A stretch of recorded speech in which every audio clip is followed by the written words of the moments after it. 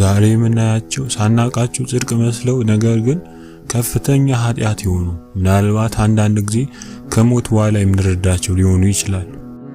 አንደኛ፣ የሐሰት ጸጸትና የሐሰት እንባ። አንዳንድ ጊዜ ዲያብሎስ በስህተት እንድትቀጥል ለማድረግ የሐሰት የሆነ የልብ መቃጠልን እና ሌላው ቀርቶ በምትጸልይበት ጊዜ የሐሰት እንባ ከዓይንህ እንዲወርድ ያደርጋል። ይህን ማድረግ ለእርሱ በጣም ቀላል ነው። እንድትታለልና መልካም ነገር እያደረግህ እንደሆነ እንዲሰማህ ለማድረግ አጋንንቱን በጸሎትህ ጊዜ እንዳይረብሹና እንዳይፈትኑ ያዛቸዋል። ይህንን እንዴት እንደሚፈጽመው የሚያሳይ ጥሩ ምሳሌ አለ። ከብዙ ዓመታት በፊት አብረው በኃጢአት የሚኖሩ ሁለት ወጣቶችን አገኘሁ። ሁል ጊዜ የሚነግሩኝ ነገር ግን አንድ አይነት ነገር ነበር። አባ አብረን ጸሎት እናደርጋለን፣ መጽሐፍ ቅዱስም አብረን እናነባለን። ታዲያ ይህ እንዴት ኃጢአት ሊሆን ይችላል? ትክክል መስሎ ከተሰማ ስህተት ሊሆን አይችልም የሚል አንድ የድሮ ዘፈን ነበር። ይህን ዘፈን ስሰማ ይህን ዘፈን የደረሰው ራሱ ዲያብሎስ ሳይሆን አይቀርም ብዬ አስባለሁ። ሁለተኛ፣ ከመታወክ በፊት የሚገኝ ሰላም።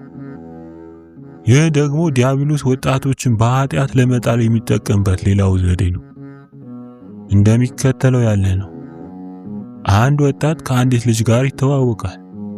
ከዚያም ቤተሰቦቻቸው ሳያውቁ መገናኘት ይጀምራሉ። ይህንን መቀራረባቸውን ለንስሐ አባታቸው በመናገር ስለሚፈሩ በኑዛዜ ጊዜ ስለዚህ ጉዳይ ምንም ነገር አያነሱ። ዲያብሎስም በጆሮአቸው ይህ እኮ ንጹሕ ጓደኝነት ነው እያለ ያሾካሹኩባቸዋል። ሌላ የፍትወት ሐሳብ ሳይቀሰቀስባቸው ረጅም ሰዓታትን አብረው ያሳልፋሉ። ምንም አይነት መነካካትና አካላዊ ቅርበት አይኖራቸው። ምክንያቱም ዲያብሎስ አጋንንቱን አትፈትኗቸው ብሎ ነግሯቸዋል። ከዚህ የተነሳ የተሳሳተ የደህንነትና በራሳቸው የመተማመን ስሜት ያድርባቸዋል። በአንድ ክፍል ውስጥ ለብቻቸው ቢገናኙም እንኳን ቅድስናቸውን የሚያሳድፍ ምንም አይነት ድርጊት አይፈጽሙ። ይህም በዲያብሎስ የተጻፈ ተውኔት ስለሆነ ነው። አንድ ቀን በአንድ ላይ ባለፉት ወራት እንዳደረጉት በአንድ ሶፋ ላይ አብረው ሲሆኑ ዲያብሎስና ሰራዊቱ በድንገት ከየአቅጣጫው ፈተናን ያመጡባቸዋል። የፍትወት ፍላጎትም ይቀጣጠልባቸዋል። ፈጽሞ ባልጠበቁት ሁኔታ በኃጢአት ይወድቃሉ። ሶስተኛ፣ የተቃራኒ ሐሳቦች ውጊያ። ይህ ደግሞ ዲያብሎስ መንፈሳዊነታችንን ለማዳከምና በቀላሉ ሊጥለን ሲፈልግ የሚሰራው ተንኮል ነው። በአእምሮአችን ሁለት የሚቃረኑ ሐሳቦች ያስነሳል። ሁለቱም ሐሳቦች መልካም ሐሳቦች ነው። ነገር ግን ያለማቋረጥ በአእምሮአችን ውስጥ ይፈራረቃሉ። ሁለቱም ሐሳቦቻችን የየራሳቸው አሳማኝነት ያላቸውና ተገቢ በሆኑ የመጽሐፍ ቅዱስ ጥቅሶች የተደገፉ ናቸው። የትኛው ሐሳብ ከፈጣሪ ዘንድ እንደሆነና የትኛው ደግሞ እንዳልሆነ ለማየት ስንጣጣር ብዙ ርቀት እንጓዛለን። እውነታው ግን ሁለቱም ሐሳቦች ከዲያብሎስ መሆናቸው ነው። ይህንን የሚያደርገው ግን ፍሬ ቢስ ለሆኑ ነገሮች ትኩረት በመስጠት እንድንዳከምና በቀላሉ ለጥቃት እንድንጋለጥ ብሎ ነው። ለዚህ አይነቱ ማመንታት ግን መፍትሄው የንስሐ አባትን ማማከር። አራተኛ፣ የመንፈሳዊ እድገት ውጊያ። ዲያብሎስ በመንፈሳዊ ሕይወት ለማድረግ ከመጠን ያለፈ ጉጉት እንዲያድርብህ ሊያደርግ ይችላል። በአእምሮህም ምንም አይነት እድገት እያሳየህ አይደለም፣ ንስሐ አባት ብትለውጥ ይሻላል ያለ ሊያንሾካሾክ ይችላል። ሁላችንም አንድ የምናውቀው ነገር ግን አለ። እግዚአብሔር የመንፈሳዊ ተጋድሏችንን ፍሬ እስከ መጨረሻው የሕይወታችን ፍጻሜ ድረስ ይደብቅብናል። ይህንን የሚያደርገው ለኛ ካለው ፍቅር የተነሳ ነው። የትጋታችንን ውጤቶች ካየን ወዲያውኑ ይህንን ፍሬ ያገኘነው በእግዚአብሔር ቸርነት ሳይሆን በእኛ ቅድስና እንደሆነ እናስባለን። ከዚህም የተነሳ በተጋድሎ ያገኘነውን ሁሉ በትዕቢትና ራስን ጻድቅ አድርጎ በመመልከት እናጠዋለን። እግዚአብሔር እስራኤላውያንን ወደ ተስፋይቱ ምድር ሲያመጣቸው እንዲህም ብሏቸው ነበር። አምላክህም እግዚአብሔር እነዚህን አሕዛብ በጥቂት በጥቂቱ ከፊትህ ያወጣቸዋል። የምድረ በዳ አራዊት እንዳይበዙብህ አንድ ጊዜ ታጠፋቸው ዘንድ አይገባህም። ዘዳግም ምዕራፍ 7 ቁጥር 22። አባቶቻችን ይህንን ሲያብራሩ አሕዛብ የኃጢአቶቻችን ምሳሌ ናቸው ይላሉ። እግዚአብሔር ኃጢአቶቻችንን በአንድ ጊዜ እንዲወገዱ አይፈልግም። ምክንያቱም የምድረ በዳ አራዊት የተባሉ ትዕቢትና በራስ መመካት ይበዙብንና ይውጡናልና። የትጋታችንን ውጤት ለማየት መጠበቅ እንደሌለብን የሚያስረዳ ሌላ ምሳሌም ጌታችን ነግሮናል። እርሱም አለ፣ በምድር ዘርን እንደሚዘራ ሰው የእግዚአብሔር መንግሥት እንደዚህ ናት። ሌሊትና ቀን ይተኛልም ይነሳልም፣ እርሱም እንዴት እንደሚሆኑ ሳያውቅ ዘሩ ይበቅላል ያድጋል። ማርቆስ ምዕራፍ 4 ቁጥር 26። በቤትህ ውስጥ አትክልት ከተከልክ በየዕለቱ ያድጋል። ሲያድግ ግን ልታይ ትችላለህ። በመንፈሳዊ ሕይወትም እንዲሁ ነው። ውጤትን ለማየት አትጠብቅ፣ ምክንያቱም እግዚአብሔር ለጥቅማችን ሲል እድገታችንን ይሰውረዋልና። 5ኛ ተጨማሪ ኃጢአቶች። አባቶቻችን ዲያብሎስ ሊዋጋን ሲመጣ በቀኝ እጁና በግራ እጁ 2 ረዳት አጋንንት ይዞ ይመጣል ይላል። በቀኝ እጁ ይዞት የሚመጣው የሚያስታብይ ሰይጣነ ትዕቢት ይባላል። በስተግራው የሚይዘው ደግሞ ተስፋ የሚያስቆርጥ ሰይጣነ ቀቢጸ ተስፋ ይባላል። ዋናው ሰይጣን ፈትኖ በኃጢአት ከጣለ ተስፋ የሚያስቆርጠው ሰይጣን ይረከብሃል። የመዳን ተስፋ እንዲሟጠጥና ተስፋ እንድትቆርጥ በሚያስደነግጥ ሁኔታ ይወቅሳል። ይህን ጊዜ ደጋግመ በመውደቅ ምክንያት እየወቀሰህ ያለው ሕሊና ወይም ፈጣሪ ይመስልሃል። ነገር ግን ተሳስተሃል። አባቶቻችን እግዚአብሔር በእርጋታና በፍቅር እንጂ በማስጨነቅ አይገስጽም ሲሉ ተናግረዋል። ፈተናውን ድል ካደረግ ደግሞ የትዕቢት ሰይጣን በራስ የመመካትና የጻድቅነትን ስሜት በአእምሮ ማመላለስ ይጀምራል። በእውነቱ ከሆነ ይህንን ኃጢአት በመዋጋትህ ልምድ እያካበትክ ነው፣ ወይም ይህን የመሰለውን ነገር እየነገረ በእግዚአብሔር ቸርነት ያገኘውን ድል እንድታጣ ያደርጋል። ተስፋ አስቆራጭ ሰይጣን አንዳንድ ጊዜ ሥጋ ወደሙ ለመቀበል በተሰለፍንበት ጊዜ እንኳን በአእምሯችን እግዚአብሔርን እንድንሰድብ ወይም የዝሙት ሐሳብ እንድናስብ ሊያደርገን ይችላል። ከዚያም በድህነታችን ተስፋ እንድንቆርጥ ለማድረግ ይገስጸናል፣ ይወቅሰናል። አንድ መነኩሴ በአእምሮ እግዚአብሔርን የመሳደብ ሐሳብ በተደጋጋሚ እየተዋጋው ስለነበር ተጨንቆ ወደ አበምኔቱ ሄደ። አበምኔቱ ግን እነዚህን ሐሳቦች ንቆ እንዲተዋቸውና እነዚህ ሐሳቦች የራስ ሐሳቦች ናቸው እንጂ የኔ ሐሳቦች አይደሉም፣ ስድብህን በገዛ ራስ ላይ ይሁን ብሎ ዲያብሎስን እንዲቃወም ነገሩት። የሐሰት መገለጦችና ራእዮችና ህልሞች። በተሳሳተ አስተሳሰብህ እንድትቀጥል ለማድረግ አንዳንድ ጊዜ ዲያብሎስ ነገሮችን ከመሆናቸው በፊት እንድታውቃቸው ሊያደርግህ ይችላል፣ ወይም የሌሎችን ሰዎችን ሐሳብ እንድታውቅ ሊያደርግህ ይችላል። ዲያብሎስ እንዴት ይህን ማድረግ ይችላል? በጣም ቀላል ነው። ለምሳሌ ሀገር ቤት ያሉ አያትህ በጠና እንደታመሙ ያውቃል። ስለዚህ ይህንን ሐሳብ በአንተ ሕሊና እንዲታሰብ ያደርጋል። አንተም ደንግጠህ ስልክ ትደውላለህ። በዚህ ጊዜ አያትህ በጣም እንደታመሙ ይነግራል። ይህንን ስታምን ሌሎች ነገሮችንም እየነገረ እግዚአብሔር የገለጠልኝ ነው ብለህ እንድታስብ ያሳምናል። በትዕቢትና ራስ እንደ ጻድቅ በማየት ኃጢአትም እንድትሞላ ያደርጋል። ዮሐንስ ከላማይክስ ደግሞ እንዲህ ሲል ገልጾታል። ዲያብሎስ ሐሳቦችን በአንድ ሰው ሕሊና ላይ ከተከለ በኋላ ይህንኑ ሐሳብ ለሌላ ሰው በመንገር ራሱን የሰውን አእምሮ የሚያነብ እንደሆነ እንዲሰማው ያደርገዋል። ጠንቋዮች የሚያውቁትን ነገር ከየት የሚያገኙት ይመስላችኋል? ከዲያብሎስ እኮ ነው። በእርግጥም አብዛኞቹ ጠንቋዮች በትክክል በአጋንንት የተያዙ ናቸው። 3 መነኮሳት አንድ ነገር ተገልጦላቸው የተገለጠው ነገር ከእግዚአብሔር ነው ወይንስ ከዲያብሎስ እያሉ ይከራከሩ ነበር። በመጨረሻም ወደ ቅዱስ እንጦንስ ሄደው ሊጠይቁት ወሰኑ። ወደ ቅዱስ እንጦንስ ሲሄዱ በመንገድ ላይ ይዘው ሲሄዱ የነበረ አህያ ሞተባቸው። መንገዳቸውን ቀጥለው ወደ ቅዱስ እንጦንስ ሲደርሱ አህያችሁ መሞቱ በጣም ያሳዝናል አላቸው። እነርሱም ስለ አህያው እንዴት ልታውቅ ቻልክ ሲሉ ጠየቁት።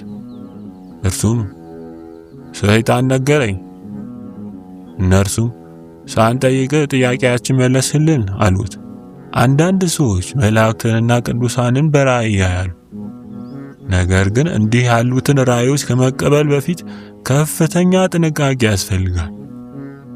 ምክንያቱም ዲያብሎስ መንፈሳዊ ሕይወታችንን ለማፈራረስ ሲል ሊያስመስል ይችላል። የበረሃ አባቶች ታሪክ ራእይና ህልምን ከእግዚአብሔር መሆኑንና ከሰይጣን መሆኑን ሳይለዩ ስለተቀበሉ ሰዎች በሚናገሩ አስፈሪ ታሪኮች የተሞላ ነው። ከእነዚህ ታሪኮች አንዱ የሄሮን ታሪክ ነው። ይህ መነኩሴ ለ50 ዓመታት በብሕትውና የኖረ ሲሆን ለረጅም ጊዜ ይገለጥለት በነበረ የሐሰት መልአክ እየወደቀ የመጣ ነው። መልአክ ስለተገለጠለት ወደ ቤተክርስቲያን መሄድ አቆመ። ለአበምኔቱ እንዲነግራቸው ሌሎች መነኮሳት የመከሩትንም ምክር አልተቀበለም። በመጨረሻም መልአኩ በዚህ አባት በሕይወት እያለ እንደ ኤልያስ ወደ ሰማይ እንደሚወሰድ ነገረው። ይህ ምስኪን መነኩሴም ወንድሞቹ መነኮሳትን ሊሰናበት ሄደ። ነገሩ ከዲያብሎስ ነው ቢሉትም አልሰማቸው። መልአክ ነኝ ባዩ ይህንን አባት ወደ ተራራ ይዞት ወጣ፣ እንዲዘልም ነገረው። ይህ አባትም በተባለው አምኖ ሲዘል ወድቆ ተከስክሶ ሞተ። አበምኔቱ የመነኩሴ ራሱን እንዳጠፋ በመቁጠር ጸሎተ ፍትሐት እንዲደረግለት እንኳን አልፈቀዱም። ሌላ መልአክ ነኝ ባይ ደግሞ ለሌላ መነኩሴ ለ3 ዓመታት ተገለጠለት። በዚህ መልአከ ብርሃን ይህ አባት የሚኖርባት በዓቱ ታበራ ነበርና ሻማዎችን ማብራት አያስፈልገውም ነበር። ከ3 ዓመታት በኋላ ይህ በራእይ በገነት አይሁዳውያን በአብርሃም እቅፍ ሆነው ክርስቲያኖች ደግሞ በሲኦል ሲሰቃዩ አስመስሎ አሳየው። ይህ መነኩሴ ክርስትናን ትቶ አይሁዳዊ ሆነ። ጥበበኛ የሆኑ መነኮሳትም አሉ። ለአንዱ መነኩሴ ገብርኤል ባይ ጋኔን ከእግዚአብሔር ተልኬ መጣሁ አለው። መነኩሴውም የመጣኸው ወደ ትክክለኛው ባት አይደለም። እኔ ገና ራእይ ለማየት የማይገባኝ ኃጢአተኛ ነኝ። ከዚህ ቀጥሎ ያለው መነኩሴ ግን ጻድቅ ሰው ነው። ገብርኤል ነኝ ባዩም እንደ ጢስ ተነነ። ለሌላ አባት ደግሞ ዲያብሎስ ክርስቶስ ነኝ ብሎ ተገለጠለትና የአምልኮ ስግደት እንዲያቀርብለት ነገረው። ይህ አባት ግን እኔ ክርስቶስን በሰማይ እንጂ በምድር ላይ ለማየት አልፈልግም። ይህም ክርስቶስ ነኝ ባይ እንደ ጢስ ተኖ ጠፋ። እነዚህ ነገሮች ከዘመናት በፊት በመነኮሳት ላይ የተፈጸሙ ናቸው። ነገር ግን ዲያብሎስ ዛሬም ይህንኑ ስልት እየተጠቀመና እየተሳካለት ነው። ከዓመታት በፊት ነው አንድ አገልጋይ ወደ ቤተ ክርስቲያን መምጣት እንዳቆመና ለረጅም ጊዜ ሥጋ ወደሙ መቀበል እንደተወ ተረዳው። መጠየቅ እንደሚገባኝ በማመን ወደ እርሱ ሂጄ ምክንያቱን ልጠይቀው ሞከሩ። ቀለል አድርጎ መለሰልኝ። እሁድ አቡነ ቄድሮስ ይገለጡልኛል፣ ሥጋ ወደሙም ያቀብሉኛል። ከሌላ ቦታ የመጣ አንድ አገልጋይ ደግሞ ወደ እኔ መጥቶ ሕሊናውን የሚረብሸው ነገር እንዳለ ነገረኝ። እኔም የንስሐ አባቱ ባለመሆኔ የንስሐ አባቱ እንዲያናግርና እንዲናዘዝ መከርኩት። በማግስቱ ጠዋት መጥቶ ጠራኝና በሕልሙ አቡነ ቄድሮስ መጥተው ተናዘዝ እንዳሉትና ጸሎተ ንስሐ እንዳደረጉለት ነገረኝ። ከዚያም ይህ ይበቃው እንደሆነ ጠየቀኝ። እኔ ግን አሁንም ወደ ንስሐ አባቱ ሂዶ እንዲናዘዝና ስላየው ሕልምም እንዲነግራቸው ነገርኩት። ትክክለኛ ገንዘብ አለ፣ የሐሰት ገንዘብ ደግሞ አለ። እንዲሁም እውነተኛ መገለጥ አለ፣ የሐሰትም መገለጥ አለ። ሕልሞች፣ ራእዮችና መገለጦችን ለማስተናገድ ትክክለኛው መንገድ የንስሐ አባትን ማማከር ነው። መንፈሳዊ ሰው ሁል ጊዜ ራሱን ሕልምና ራእይ ለማየት የማይገባው አድርጎ ማየት ይገባዋል። በተለይ ሕልሞች በዲያብሎስ ሙሉ ቁጥጥር ስር ናቸው ማለት ይቀላል። እግዚአብሔር ለአንዳንድ ሰዎች ጋር በሕልም ተናግሯል። ሆኖም እነዚህ በጣት የሚቆጠሩ ሲሆኑ እነርሱ ነቢያትና ቅዱሳን ነበሩ እንጂ እንደኛ ኃጢአተኞች አልነበሩ። ለሕልሞች ይህን ያህል ክብደት መስጠት የለብንም። አንድ ጊዜ ቅዱስ እንጦስ እንዲህ ብሏል፣ በሕልሞች የሚያምን የዲያብሎስ መጫወቻ ነው። 7ኛ የሐሰት ጸጋዎች።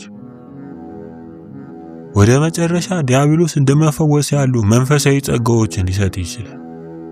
ወይም ደግሞ ሰዎችን ጸልይልን እንዲሉህና ችግራቸውን ወዲያው እንዲፈታ ሊያደርግ ይችላል። ለምሳሌ ዲያብሎስ አንድን ሰው ራስ ምታት እንዲያመው ያደርጋል። ከዚያም አንተ እንደጸለይለት ራስ ምታቱ እንዲለቀው ያደርጋል። ወይም ደግሞ አንድ ሰው ችግር እንዲገጥመው ያደርግና አንተ ስትጸልይለት ችግሩ እንዲፈታ ያደርጋል።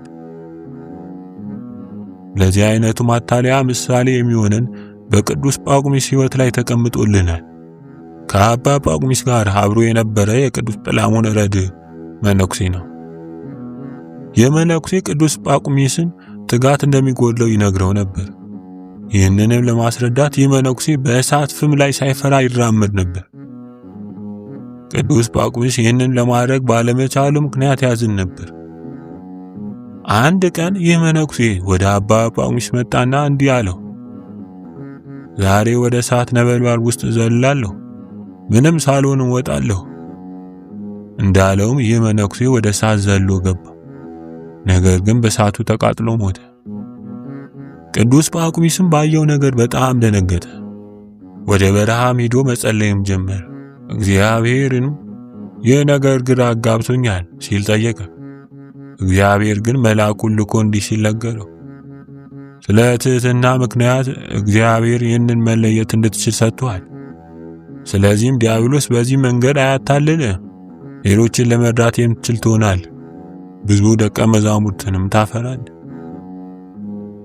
በቴሌቪዥን ጣቢያዎች የሚታዩት ፈዋሾች ጸጋቸውን ከየት የሚያገኙት ይመስሏቸዋል? ከዲያብሎስ እኮ ነው። መጽሐፍ ቅዱስ ዲያብሎስ ሕመምን ሊያመጣ እንደሚችል ይነግረናል። ጌታችን የፈወሳቸው አይነ ስውራን፣ መስማት የተሳናቸው፣ የሚጥላቸውና ሌሎችም በሽታዎች በዲያብሎስ ምክንያት የመጡ ነበሩ። በመጽሐፈ ኢዮብ ሰይጣንም ከእግዚአብሔር ፊት ወጣ፣ ኢዮብንም ከእግሩ ጫማ ጀምሮ እስከ አናቱ ድረስ በክፉ ቁስል መታው። ሰይጣን አንድን ሰው ለተወሰነ ጊዜ አይኑን ሊያሳውረው ይችላል። ከዚያም ፈዋሽ ነኝ ባዩ ሰው እንዲፈውሰው ያደርጋል። ለምንድነው እንዲህ የሚያደርገው? ፈዋሹም ተፈዋሹም እንዲሁም ተመልካቾች በዚህ ሐሰት ተአምር ይታለላሉ። የእነዚህ ፈተናዎች መፍትሄው ፈተናዎቹን ለይቶ ማወቅ፣ መግለጥና መዋጋት ነው።